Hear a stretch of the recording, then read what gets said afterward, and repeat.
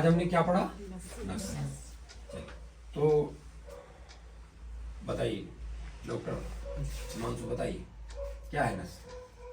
Sir नस्य से हम नस्य दो प्रकार का होता है। नहीं, दो प्रकार का नहीं होता, ये बताओ नस्य क्या है? जो नासा के द्वारा एक बोलो, आप जो बोलो। नासा के द्वारा दिया जाए उसे नस्य कहते हैं, क्योंकि नासा ही सिर का द्वार है, नासा ही शीर्षोद्वारम कहा गया है। नासा ही शीर्षोद्वारम, जो नाक के द्वारा औषधि दी जाती है उसको क्या कहते हैं? और ये पंचकर्म का क्या है? एक क्या है? पांच कर्म में से एक मुख्य कर्म प्रधान कर्म, प्रधान कर्म है ना? क्या क्या है पांच कर्म, बताइए। वमन, विरेचन, वशीकरण और नस्यकर्म, रक्तमोक्षण। नस्य कर्म है, इसको क्या बोलते हैं? और उसको सिरोविरेचन यस, इसको बोलते हैं शिरोविरेचन, शिरोविरेचन भी इसको बोलते हैं। ठीक है, कहा गया है कि ऊर्ध्व चतुर्विकारेषु विशेषान नस्य मिश्यते नासा ही शीर्षोद्वारम रोगत तत्रोप। क्या है कि नाक के द्वारा कहाँ का मार्ग है? कहाँ का मार्ग है? सिर का मार्ग। अगर हमें ऊर्ध्व चतुर जो विकार है, स्पेशली अगर जो सिर प्रदेश की जो बीमारियां हैं उनको ठीक करना है, तो ब्रेन रिलेटेड जो बीमारियां हैं तो उसमें क्या करना चाहिए? नस्य करना चाहिए, नस्य करना चाहिए। कितने प्रकार का नस्य? कितने प्रकार का? दो प्रकार के, हाँ, प्रतिवर्ष और वर्ष। मर्स। ये किस भेद किस आधार? मात्रा के अनुसार, मात्रा के आधार पे ये जो है इसके भेद बताए। नहीं तो फिर तीन प्रकार होता है। हाँ, और अगर चिकित्सकीय उससे देखें तो सिरोविरेचन नस्य, ब्रहण नस्य और समन नस्य। Very good. ब्रह्मण नस्य कहाँ किया जाता है? किसमें? कौन से दोष में? सर बात बात है, वेरी गुड। और विरेचन नस्य किसमें? और समन नस्य जो दोषों को शांत करने के लिए हाँ, होते हैं, उसे समन उसके लिए नस्य। किया जाता है। हम पंचकर्म में कौन सा नस्य करते हैं? ब्रहण नस्य। ब्रह्मण नस्य करते हैं। कौन सा तेल यूज करते हैं? शील, गला, एक से एक आवृत्ति। आवृत्ति तेल, क्योंकि हम लोग सामान्य तेल जो है नहीं यूज करते हैं, इसका पाक का महत्व होता है। और पाक के लिए क्या बोला है? कौन से तेल कहाँ यूज होते हैं? क्या बोला है? तीन प्रकार के पाक बताए हैं। हाँ। खर पाक, मृदु पाक और मध्य पाक। और कैसे यूज होंगे? अभ्यंग के लिए तो सब खर पाक यूज हाँ। करते हैं। और नस्य के खर लिए- अभ्यंगो, या ये बोला है मृदु नस्यो खर अभ्यंगो बस्ती पानो च चिक्कण। ठीक है ना?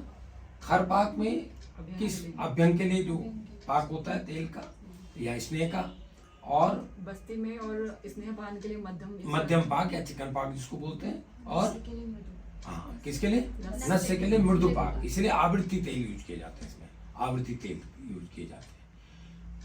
नस्य के तुरंत बाद क्या करना चाहिए आप बताइए? हाँ? नहीं, तो हाथ यहाँ और पे पैर तो सारे- आप बताओ डॉक्टर प्रतिष्ठा। रब करते हैं हाथ पैर। हाँ, दत्ते पादतल हस्तकर्णादि भी मरते तुरंत, because you are hitting the brain. आप ब्रेन में कोई डायरेक्ट कोई चीज डाल रहे हैं तो उसको फिर कभी कभी शॉक की कंडीशन में पेशेंट चला जाता था। उसके लिए दत्ते पादतल हस्तकर्णादि तुरंत आपको हाथ पैरों को रब करना है, कारणों का मर्दन करना है, ताकि वो शॉक की कंडीशन में न जाए। ये इमीडिएट देन एंड दिया करना था। नस्य पाक के उसके बाद क्या प्रक्रिया करनी चाहिए? सर नस्य के बाद हाँ, और क्या करना है? एक तो ये कर दिया, दूसरा बताइए बताइए। नशे के बाद क्या करते हैं थेरेपी में? सर फिर धूमपान। ऑब्वियसली धूमपान, धूमपान से क्या होता है? जो गले में जो किस्सा हाँ, जो कफ है गले में है वो क्या हो जाएगा? आपका निकल जाएगा वो। उससे जो है पूरा जो है, क्योंकि आप नशे के बाद क्या होता है? सारा कफ निकलता है, स्पेशली इन द साइनोसाइटिस। और जिनमें साइनोसाइटिस में क्या होता है? कफ ही तो बढ़ जाता है। जो हमारे एयर पैसेज होते हैं वो ब्लॉक होता है। उनको ब्लॉक हो जाते हैं। ब्लॉक हो जाते हैं मतलब वो क्लियर होने चाहिए, हॉलो होते हैं, खाली होते हैं, लेकिन उन्हें कफ भर जाता है।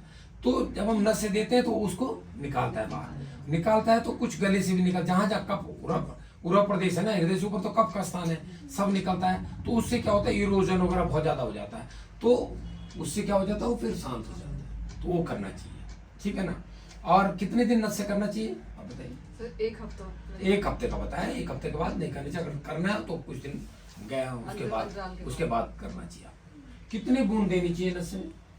सर 3, 5, 7। हाँ, 3, 5 मृदु, मध्य और प्रवर, है ना? इस टाइप का जो मात्रा है।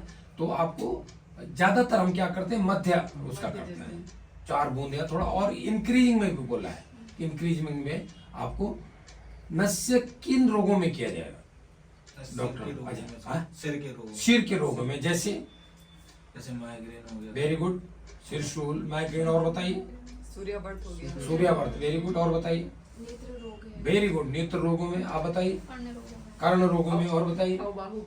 Above, frozen shoulder. Nowadays, this is a very common problem in the world, not only in here. Due to our lifestyle, food habit, junk food, fast food, है ना, एसी में ज्यादा रह रहे हैं तो क्या हो रहा है, अब बाहुक में क्या होगा, हम क्या करेंगे, नस से करेंगे, नस से लाभ मिलेगा। और किस में करेंगे बताइए, सर मन्यास्तम में। मन्यास्तम, वेरी गुड, स्पॉन्डिलाइटिस में, ये मन्यास्तम, ये तो क्या टॉर्टिकोलिस, लेकिन स्पॉन्डिलाइटिस में भी हम यूज करते हैं, उसमें भी बहुत ज्यादा इसका लाभ होता है। तो और आजकल जो भी हमारी इम्यूनिटी, अगर आप हेल्दी हैं कोई दिक्कत नहीं, तब भी नस से करना चाहिए, उससे क्या होगा, हमारी लंग्स की इम्यूनिटी बढ़ेगी, हमारे जो सिर जो एक सिस्टम है वो जो है और अच्छा एक्टिवेट होगा। ओके।